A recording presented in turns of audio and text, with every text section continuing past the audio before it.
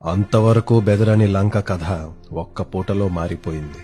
అంతకాలం చెదరని రావణుని కల ఒక్క వానరుడికి కదిలిపోయింది. ఎవడో ఒక్కడు ఎలా వచ్చాడో ఎప్పుడొచ్చాడో. సైన్యం వెళుతోంది, చస్తోంది. మంత్రులు వెళ్తున్నారు కాని తిరిగి రావట్లేదు. చిన్న చిన్న విషయాలకు విసిగించద్దనే ప్రభువు 10 తలలు పట్టు కూర్చున్నాడు. ఎవడీ ప్రాణి? ఇక తప్పక అతని కొడుకుల్లో బ్రహ్మాస్త్రము వంటి ఇంద్రజిత్తుని పంపాడు. చంపకు, పట్టితే వాణ్ణొక్కసారి చూడాలన్నాడు. మేఘనాథుడు కదిలాడు. ఒక్కో కక్ష దాటి అశోకవనం వైపు వెళుతున్నాడు. దగ్గర పడే కొద్దీ అలజడి పెరుగుతోంది. అదిగో అసురుల ఆర్తులు వినిపిస్తున్నాయి. పిడికిట ధనస్సు గట్టిగా పట్టి ఆఖరి ద్వారం దాటాడు. పిచ్చెక్కిన పిశాచాల్లా అటూ ఇటూ చిందరవందర పరుగులు. ఎక్కడికక్కడ జుగుప్స కలిగే మాంసపు ముద్దల జిగురులు. ఫల్గుణ శుక్ల అమావాస్య.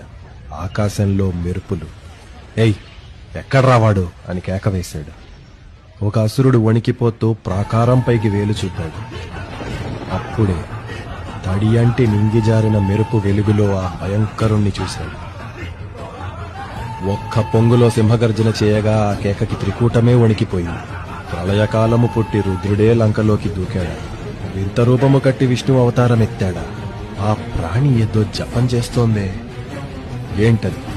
ఆకాశంలోకి అంతర్ధానమైన మేఘనాథుడు అప్పుడు విన్నాడు. జయత్యతి బలో రామో లక్ష్మణశ్చ మహాబల రాజా జయతి సుగ్రీవో రాఘవేణాభిపాలిత దాసోహం కౌసలేంద్రస్య రామస్య క్లిష్టకర్మణ హనుమాన్ శత్రు సైన్యానాం నిహంత మారుతాత్మజ. ఒక్క క్షణం మూకల్ని బాధేసి వనాలని కూల్చేసి నాశనం చేస్తోంది. అంతలోనే ప్రాకారమెక్కి నరావణ సహస్రం మే యుద్ధే ప్రతిబలం భవే శిలాభిస్తు ప్రహరత పాదపైశ్చ సహస్రశ అర్ధయిత్వా పురీం లంకాం అవివాద్య చ మైథిలీ సమృద్ధార్థో గమిష్యామి నిశతాం సర్వరాక్షసాం.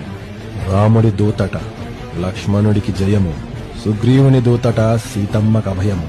హనుమ తనని తాను పరిచయం చేసుకుంటూ చెప్తున్న జయమంత్రాన్ని ఆ లంక కొడుకు విన్నాడు.